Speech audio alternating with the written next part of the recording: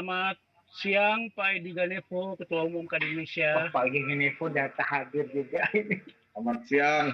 Ini apa namanya ini untuk ekspor impor Belanda. Oke, baik Pak Edi, kita dari pagi ya Pak. Tadi kita istirahat 2 jam. kita lanjutkan lagi pada siang hari ini untuk bagaimana peluang pasar Belanda buat UMKM kita Pak. Iya. Mungkin semua karena sudah hadir semua, kita akan mulai. Bismillahirrahmanirrahim. Assalamualaikum warahmatullahi wabarakatuh. Dari Australia, Belanda, Rusia, lengkap ini. Mohon maaf Bapak Ibu. Mohon di-mute dulu ya semuanya ya. Jadi nanti kita bisa lebih fokus dengerin nanti dari narasumber. Jadi saya mohon nanti pada saat penyampaian materi kita jangan ada buka audio ya. Jadi kita dengarkan dengan sungguh-sungguh. Mudah-mudahan menjadikan kita mendapat solusi dari kegiatan acara kita pada hari ini. Baik Bapak Ibu, sebelumnya saya ucapkan terima kasih banyak kepada para narasumber yang telah hadir dalam acara Ngabuburit UMKM kali ini. Sebelumnya kita sudah pernah melaksanakan waktu itu dengan negara Belgia ya. Sekarang alhamdulillah hari ini kita dengan negara Belanda. Nah, ini juga ada diaspora kita yang ada di sana. Sudah ada Pak Suryo Tutuko, sudah ada Ibu Ine, sudah ada juga Ibu Cindy, ada Mas Sidi. Nanti kita bisa mendengarkan masukan-masukan dari narasumber apa-apa yang perlu kita tingkatkan dalam bagaimana supaya ekspor produk-produk UMKM kita tuh bisa masuk ke Belanda. Itu yang paling penting. Jadi kita berusaha menghadirkan narasumber langsung dari negara setempat supaya kita punya pandangan yang jelas seperti apa sebenarnya yang harus dilakukan. Jadi kita menyiapkan di Indonesia supaya bisa produk-produk UMKM itu bisa tembus ke Belanda.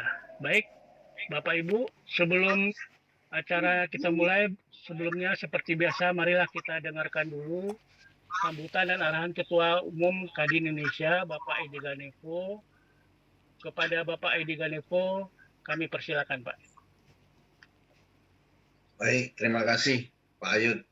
Baik. Assalamualaikum warahmatullahi wabarakatuh. Selamat siang, salam sejahtera bagi kita semua. Om Swastiastu, Namo Buddhaya, salam kebajikan. Puji dan syukur selalu tidak henti-hentinya kita panjatkan kehadiran Tuhan Yang Maha Esa, karena kita selalu diberi kenikmatan, diberi keberkahan, kesehatan, sehingga kita terus bisa melakukan kegiatan-kegiatannya. Dan pada siang ini kita akan ngabuburit UMKM ini jauh ke Belanda. Sambil menunggu berbuka puasa, balik lagi ke Indonesia kita jalan seperti ya. Yang terhormat teman-teman yang sedang berada di Belanda, nggak tahu jam berapa ini sekarang di sana ya. Juga Pak Ayud, Pak Sidi Rana, Bu Ine, Pak Suryo mungkin kalau sudah ada, Pak Sigit, dan semua UMKM yang hadir di sini. Ini menarik sekali, hari ini kita akan melihat peluang pasar di Belanda ya. Mudah-mudahan produk-produk kita, khususnya produk-produk UMKM, itu bisa masuk ke Belanda dengan arahan ataupun bimbingan dari teman-teman kita yang saat ini menjadi narasumber, serta teman-teman kita yang berada di Belanda saat ini. Jadi mungkin dari persyaratan, dari spesifikasi, dari semua yang dibutuhkan di sana, termasuk bayarnya mungkin bisa kita dapatkan juga, sehingga kita bisa melakukan ekspor baik dari jumlah kecil maupun dalam jumlah besar. Jadi Bapak Ibu, mari kita langsung saja, biar karena pembicaraan cukup banyak, mudah-mudahan pas waktu buka sudah selesai acara dan kita bisa melanjutkan berbuka puasa. Satu pertanyaan yang ingin saya sampaikan, kalau ada teman-teman kita di Belanda saya mau tanya nih, benar ada nggak ya terong Belanda itu di sana? dan nangka Belanda. Apa namanya kalau di sana? Terima kasih Pak Ayud. Assalamualaikum warahmatullahi wabarakatuh. Baik, terima kasih. Waalaikumsalam warahmatullahi wabarakatuh. Terima kasih Pak Ketum. Jadi pertanyaannya terong Belanda sama apa Belanda tadi Pak? Nangka Belanda. Oh, iya, baik. Nanti mungkin dijawab sama teman-teman kita yang sudah ada di sana Pak. Baik, terima kasih Pak Ketum. Berikutnya kita mendengarkan materi pemaparan dari Bapak Sidirana Menggala dulu ya, dari peneliti dan akademisi tentang apa yang akan disampaikan. Mari kita simak dan kita dengar bersama. Waktu dan tempat kami persilakan Mas Sidi. Ya, terima kasih Pak Ayud. Assalamualaikum warahmatullahi wabarakatuh. Salam sejahtera bagi kita semua. Selamat sore bagi saudara-saudara saya yang bergabung dalam webinar kesempatan pemasaran UMKM ke Belanda. Salam kenal, nama saya Sidirana Menggala. Saat ini saya adalah peneliti di Universitas Gent di Belgia. Penelitian saya tematiknya di bidang rempah-rempah, ya. Untuk Pak Edi, Pak, terima kasih. Saya ini udah kedua kalinya nih Pak, saya bersama Pak Ayud untuk diskusi ini. Semoga tidak bosan melibatkan saya. Sebuah kontribusi kecil buat Indonesia. Dan saya juga berterima kasih atas kerjasamanya Ibu Cindy, Ibu Ine, sama Mas Tutuko yang bisa kita sama-sama pada kesempatan pagi ini sharing kepada saudara kita dan saudari di Indonesia untuk bisa masuk ke pasar Indonesia. Tentu pasti banyak pertanyaan-pertanyaan dan kita akan melihat sepanjang proses ini apa yang bisa kita bantu. Saya akan share sebuah materi singkat dari saya dengan tema adalah, kelihatan? Ya, sudah kelihatan. Jadi yang saya angkat pagi ini adalah menghubungkan produk biotrade dalam UMKM untuk memasuki pasar Belanda. Jadi apa sih ini bagi sejumlah teman-teman di Indonesia belum terlalu paham apa sih istilah biotrade. Jadi biotrade itu adalah sebuah produk ya, sebuah komoditas ya yang hanya terdapat di dalam satu wilayah dan tidak terdapat lagi di wilayah lain di penjuru dunia lainnya. Dan mengapa itu potensial? Salah satunya contoh, ketika negara Nepal ya dia mengalami suatu krisis ekonomi pada tahun 2000, itu ada sebuah tema yang diusulkan oleh PBB, UNCTAD. Jadi bagaimana kita mengangkat untuk mempromosikan produk bio yang khas dari negara Nepal. Salah satunya adalah hewan lama. Hewan lama itu yang suka meludah lah, yang ada di taman safari. Mengapa? Ternyata dari hasil penelitian, hewan lama bulunya ini ternyata lebih bagus daripada bulu domba. Dan hingga sekarang proyek untuk biotrade di Nepal itu membawa berkah bagi para pengembala hewan lama. Akhirnya mereka bisa menembus pasar hingga masuk ke Versace. Ya, bagi ibu-ibu pasti paham dengan Versace. Jadi woolnya dari bulu lama itu akhirnya dipakai fur ya untuk jaket Versace dan seterusnya. Inilah yang ingin saya sampaikan, bahwa Indonesia itu banyak sekali produk-produk biotrade yang benar-benar asli dari Indonesia dan tidak ada lagi di negara lainnya. Indonesia, ya ini saya nggak akan jelaskan. Jadi Indonesia itu, negara kita itu sangat-sangat kaya, luar biasa dari sisi ekosistem. Kita memiliki sebuah keberkahan dari surga. Kenapa? Karena ini kita itu, negara Indonesia itu sebuah negara yang dilintasi oleh Aku lagi ikut apa yang ekspor ke Belanda, karena kan. Oke, silakan. Jadi Indonesia itu sangat cocok untuk apapun yang sesuai dengan pepatah kita, apapun yang kita tanam pasti akan tumbuh ya, dari mati satu tumbuh 1000. Nah itulah Indonesia, tanah yang subur dengan ekosistem yang bagus. Nah itu Indonesia.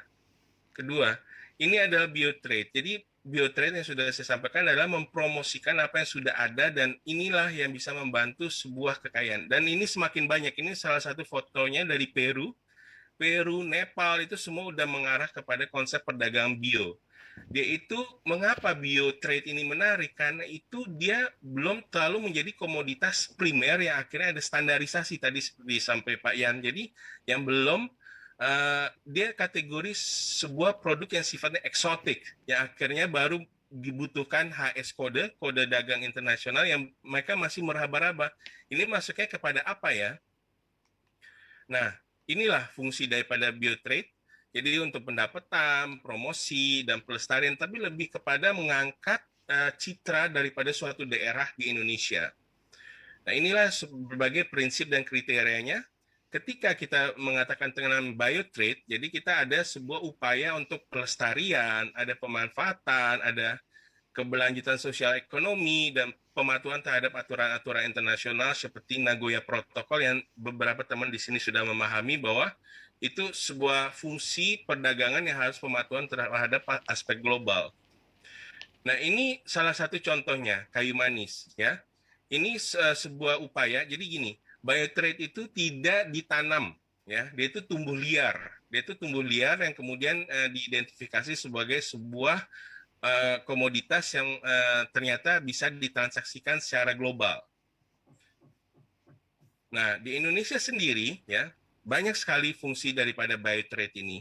Dan tapi tantangannya apakah kita mau ke arah perdagangan berbasis yang mungkin nanti saya akan jelaskan lebih lanjut seperti akar bajaka dan sebagainya. Itu sebenarnya memiliki fungsi yang bisa kita promosikan di tingkat global secara UMKM. Ya, nanti mungkin dilanjutkan dengan teman-teman diaspora di Belanda. Jadi ada sebuah keinginan untuk mengenal daripada produk-produk yang ada di pertanian di Indonesia yang sehingga memiliki manfaat kepada kesehatan salah satunya. Nah, ini dari sisi potensi biotrade. Ya, dia bisa meningkatkan kapasitas, memberikan akses pasar, menciptakan lingkungan kebijakan lebih baik dan nasional dan sebagainya. Ini lebih pada fungsi biotrade. Ini produk-produk yang biotrade yang saya identifikasi yang ada di Indonesia, ya. Mundu, ya. Ini fungsinya bisa untuk kesehatan juga ada, tapi juga untuk makanan juga ada. Kemudian kepuh, ya.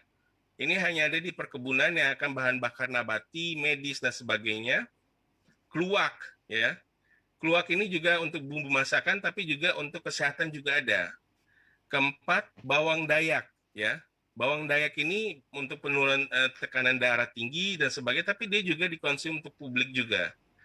Nah, inilah salah satu contohnya juga lanjutan dari rempah-rempah Indonesia. Dan masih ada ratusan rempah-rempah yang ini adalah khas dari Indonesia. Ini dikategorikan sebagai produk biotrade, ya. Dari cengkeh, kemiri, kemukus, kayu manis, kapulaga, pala, dan sebagainya. Dan seterusnya. Ini salah satu contoh sahabat saya, Mas Ferry. Dia di Kalimantan Selatan, di Meratus. Ini adalah UMKM yang dia adalah seorang petani, kemudian dia memiliki sebuah inisiatif untuk mendirikan UMKM, dan beliau mengikuti berbagai pameran DIT, kemudian pokoknya semua pameran yang dia kesempatan bisa hadir, dan partisipasi beliau hadir. Dia mempromosikan kayak beras merah, kayu manis, hingga beliau itu mencoba membuat ini sambal kayu manis, ya. Itu luar biasa. Ada teh gaharu, habis itu ada akar bajaka, kemudian dia coba suling menjadi sirup. Nah, inilah salah satu kesempatan dari UMKM itu bisa upscale, ya, bisa naik level untuk dari seorang petani dia ada sebuah keinginan untuk mempromosikan produk khas dari daerahnya. Tadi beras merah, akar bajaka, kayu manis, dan sebagainya. Nah, kalau kita lanjutin, kemana sih potensi daripada si produk biotrade ini? Tentu kalau biotrade itu, produk-produk biotrade, dia nggak mungkin masuk ke pasar komersial ataupun pasar secara luas. Dia harus masuk ke pasar yang tematik atau niche, atau pasar yang diperuntukkan. Mengapa? Karena manfaat. Jadi pasar yang tematik ini kayak misalkan toko-toko oriental di Belanda, ya, toko-toko yang sifatnya organik, ini yang cenderung lebih mengenal fungsi daripada komoditas-komoditas yang sifatnya langka ini, ya. Dan dia memiliki manfaatnya itu nggak hanya itu, dia lebih tidak ada persaingan bisnis yang luas, ya. Dan dia mudah dikenali orang, Nah, inilah yang kadangkala kita harus juga berpaling dari yang sifatnya pemasaran secara global, tapi sekarang lebih kepada pasar yang terperuntukkan.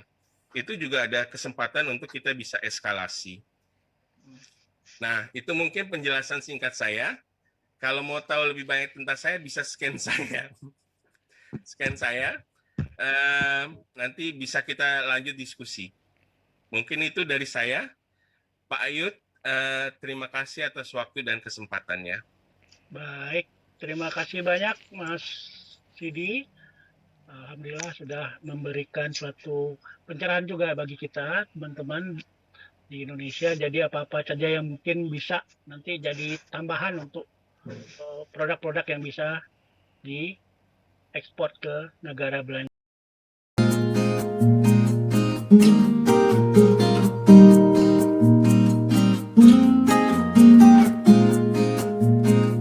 Thank you.